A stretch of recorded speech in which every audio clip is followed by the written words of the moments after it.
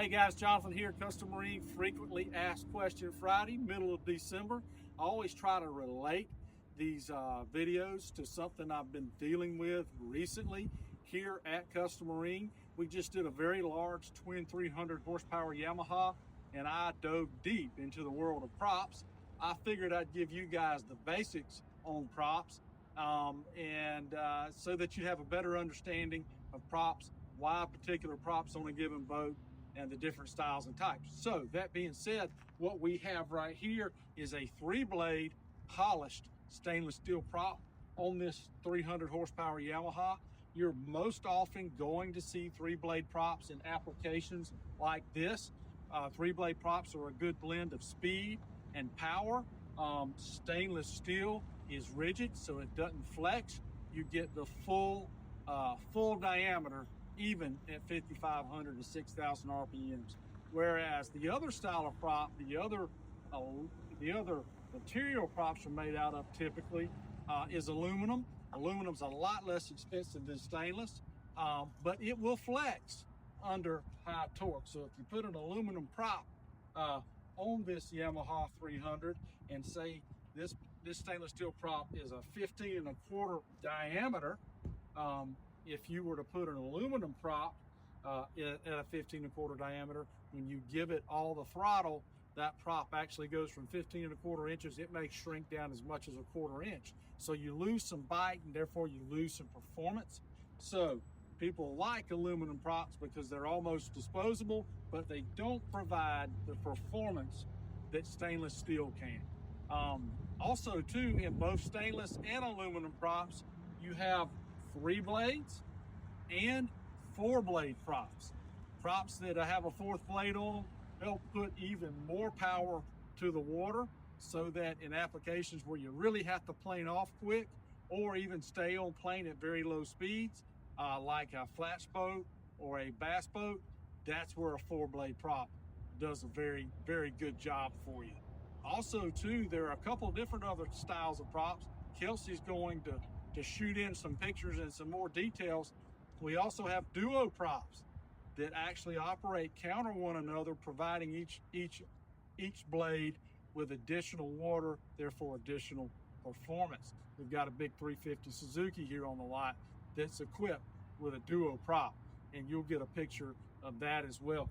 And then finally, there are some really neat styles out there too, for durability and maybe even a little bit less flex than aluminum. There's poly props or plastic props out there.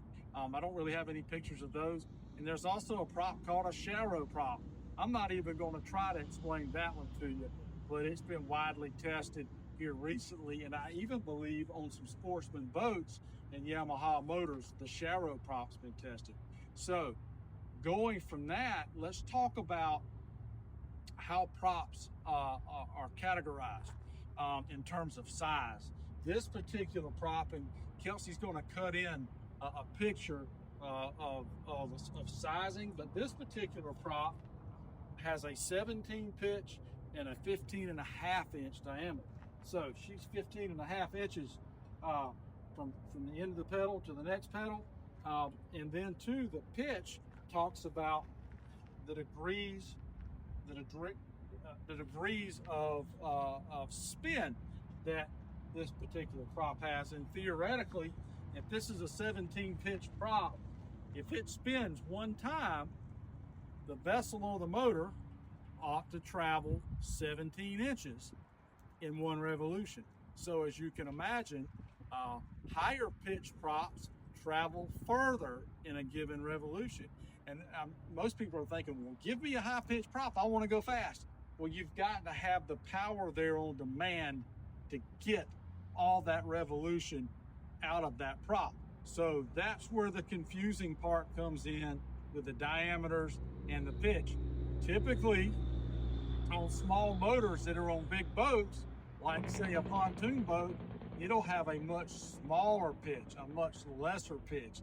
And that pitch will be sometimes 11 inches or 13 inches. So for one revolution, theoretically, she travels 11 or 13 inches. Now, there are a few more variables there, like the prop ratio, the gear ratio in the lower unit that blends that a little bit, but that should give you an idea of how pitch and diameter works. To properly spin a 17 pitch prop with a 15.5-inch diameter, it really takes a lot of horsepower to propel a large 23-foot boat like this 231 Sportsman behind me. So we talked about what props are made of. We talked about the different style props and why there are different styles, 3 versus 4 blades. And we talked about the different materials. We touched on price and we touched on sizing. It's a great big old topic. I hope I summarized it well and gave you the good bullet points. If you need any more information, I'd love to talk props with you. I'm Jonathan. It's Custom Marine. Merry Christmas.